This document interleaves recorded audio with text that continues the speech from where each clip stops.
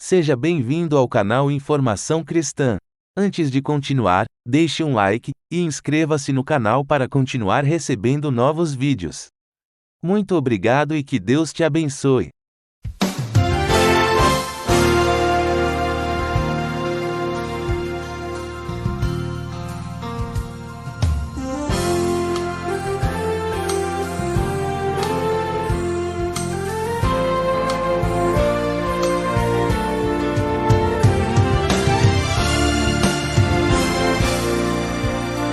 Muitas pessoas têm tido seus sonhos destruídos pela falta de confiança absoluta em Deus.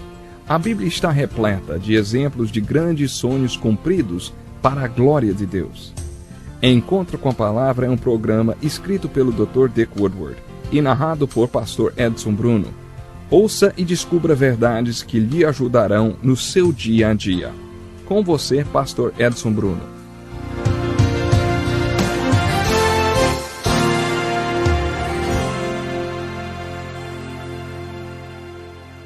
Que felicidade grandíssima estarmos mais uma vez juntos para o encontro com a Palavra. Por favor, agora pegue sua Bíblia e abra no seu quinto livro, o livro de Deuteronômio.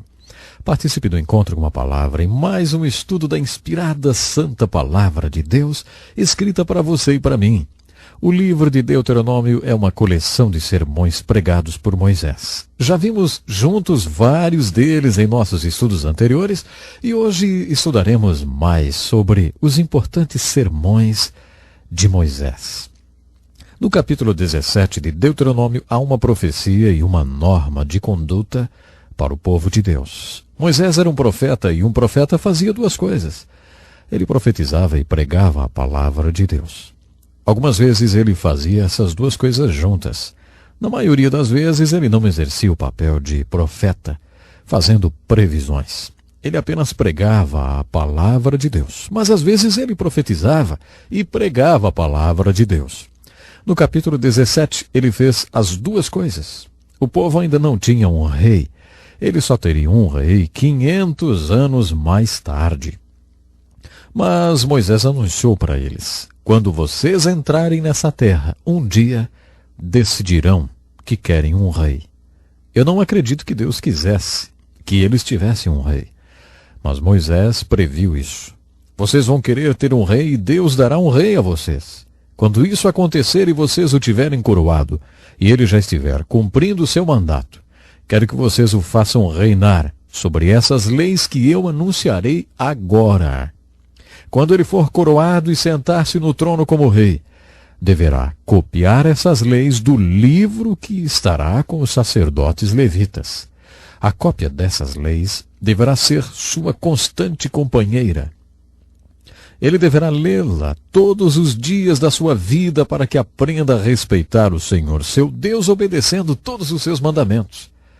Essa leitura constante da palavra de Deus o impedirá de sentir-se melhor do que seus co-cidadãos. Também o impedirá de se desviar o mínimo que seja das leis de Deus e assegurará que ele tenha um reinado bom e duradouro. Então seus filhos o sucederão no trono. O primeiro rei bom que Israel teve foi Davi.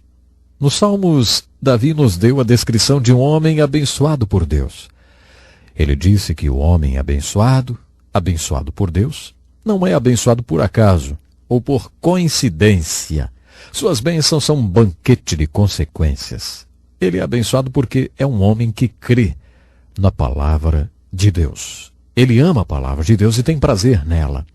Ele medita nela dia e noite. Por isso ele é como a árvore que tem suas raízes firmadas em solo fértil.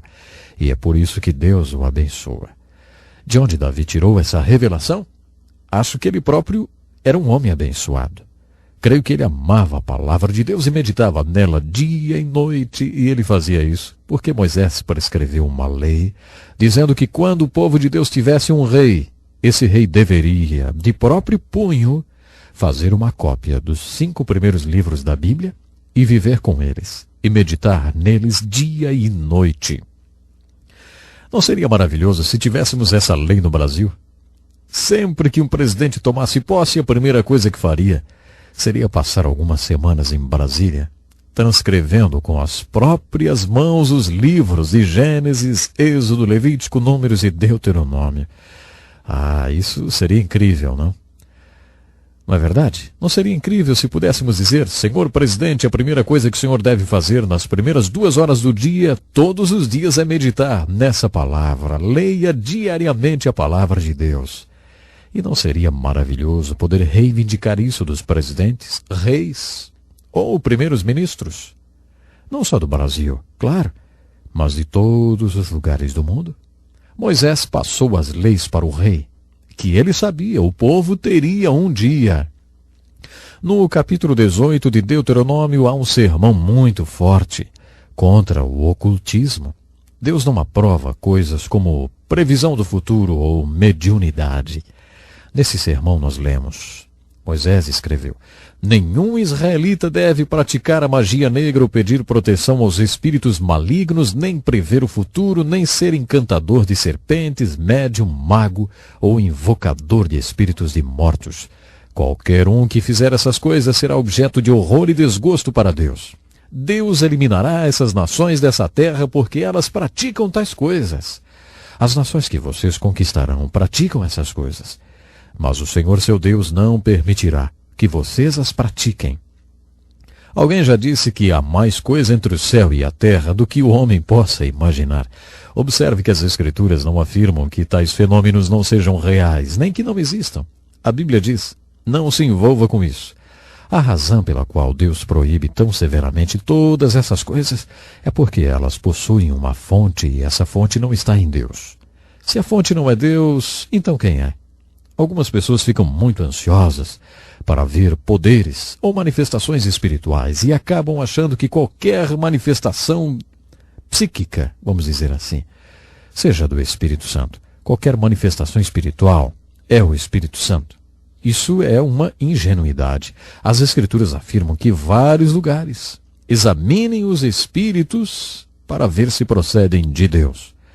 Qual é a fonte desses espíritos? A Bíblia afirma que há uma dimensão espiritual e que ela pode ser positiva ou negativa. Há um espírito que é santo e que vem da parte de Deus. Na verdade, a Bíblia afirma que o Espírito Santo é o próprio Deus. Deus trabalha e se expressa através do Espírito Santo. Existem o fruto e os dons do Espírito, mas há espíritos na dimensão espiritual que não são santos e também não são da parte de Deus. Quando você se envolve com previsões do futuro, cartomantes, espiritismo ou simpatias e todas essas coisas mais, sabe, você está lidando com um espírito que não vem de Deus. Portanto, através de Moisés, Deus proibiu severamente o seu povo de se envolver com esse mundo espiritual negativo. No capítulo 18 do livro de Deuteronômio, encontramos um sermão muito importante sobre Moisés, o grande profeta. Essa foi uma das mais importantes profecias de Moisés. Ele disse: um dia virá um profeta ao mundo. Quando vocês estavam no Monte Sinai, Deus entregou a lei por meu intermédio. Vocês disseram a ele através de mim: não queremos que Deus fale conosco, não podemos ouvir sua voz, senão morremos. Não podemos ter contato direto com Deus. Muito bem. Deus ouviu sua oração e o seu pedido e enviará um homem ao mundo que será um profeta especial, através de quem ele falará com vocês. É claro que essa é uma profecia messiânica de Moisés e uma resposta à oração que o povo fez ao pé do Monte Sinai quando afirmaram que não poderiam falar com Deus diretamente. Deus deu a eles uma palavra escrita, mas queria se comunicar com eles de outra forma, de uma forma além da palavra escrita. No seu amor e misericórdia, Deus se comunicou com eles através de um profeta. Esse profeta era o Messias, que era profeta, sacerdote e rei. Observe que, quando João Batista foi examinado pelos líderes religiosos, eles lhe perguntavam: ei, você é que é o profeta? Todos eles tinham conhecimento daquela profecia de Moisés. Quem seria esse profeta? Jesus Cristo, é claro. No capítulo 20, nós encontramos um grande sermão sobre fé. Nesse sermão, Moisés diz: quando vocês forem lutar com inimigos mais fortes que vocês, lembrem-se que a sua única esperança é a presença de Deus com vocês. Lembrem-se de que o que vocês precisam para atacar o inimigo mais forte do que vocês é a fé. Para dar uma demonstração dessa fé, quando vocês marcharem contra inimigos mais poderosos que vocês, os sacerdotes e oficiais devem se levantar e perguntar: alguém de vocês está com medo? Então volte para casa. Nós não precisamos de você. Algum de vocês acabou de plantar uma vinha? Pode ser que você seja morto e alguém comerá o fruto da sua vinha. Gideão aplicou esse sermão quando estava saindo para lutar contra os midianitas. O seu exército era composto de 32.000 soldados que lutariam contra centenas de milhares de midianitas. Deus o lembrou da profecia de Moisés e disse: Ei, Gideão, pergunte a essa gente. Algum de vocês está com medo? Então vá para casa.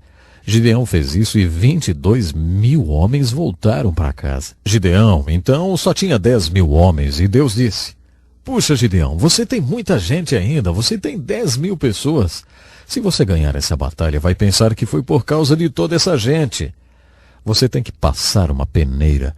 Quando você chegar ao rio, eu vou mostrar como fazer isso. Então Deus deu as instruções. Diga para os que passarem pelo rio apenas lambendo a água para ficarem do outro lado do rio.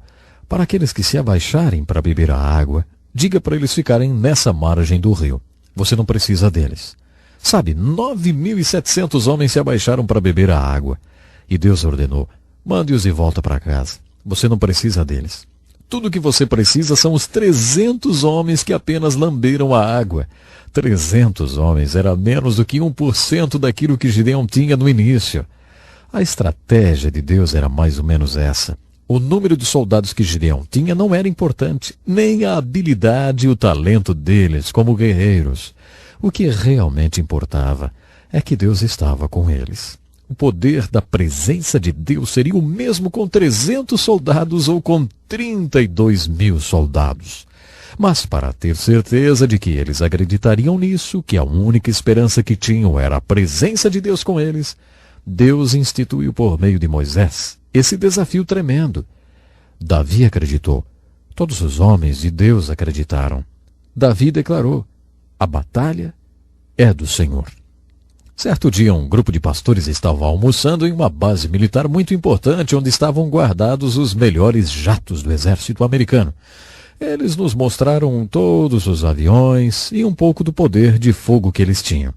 Um pastor presbiteriano velhinho me puxou de lado e disse: Ei, em Deus nós confiamos. Não é o que nós dizemos? Não é o que está na nossa moeda? Será que realmente nós confiamos em Deus? Ou será que confiamos em nossos mísseis e em nosso poder de fogo? Esse é o ponto do sermão do capítulo 20. Sabe, isso é algo muito importante. Isso vale para a nossa vida hoje? Claro que sim. Você confia em Deus? Você tem fé? Você tem enfrentado a batalha da sua vida com uma verdadeira fé? Isso é muito importante. Que maneira maravilhosa de terminarmos o estudo do livro de Deuteronômio. Há muito mais nesse livro do que aquilo que nós estudamos. Eu tentei compartilhar com vocês alguns dos pontos mais marcantes. Eu gostaria que você pensasse nisso. O mesmo Deus que esteve com Gideão, o mesmo Deus que esteve com Moisés, o mesmo Deus que esteve com Davi, está também com você. Quer fazer parte todos os dias da sua existência. Pense nisso e até o nosso próximo programa. Que lição importantíssima. Obrigado, pastor Edson Bruno. Prezado ouvinte, coloque em prática o que você ouviu aqui. Sem dúvida, sua vida será grandemente abençoada. Este é um estudo escrito pelo Dr. Dick Woodward, na voz do pastor Edson Bruno. Escreva-nos e solicite o material. Nosso endereço é Encontro com a Palavra, Caixa Postal 2011, CEP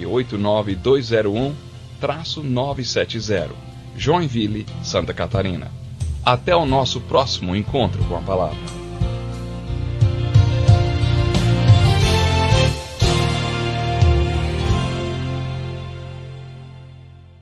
Obrigado por ter assistido um vídeo do nosso canal Informação Cristã.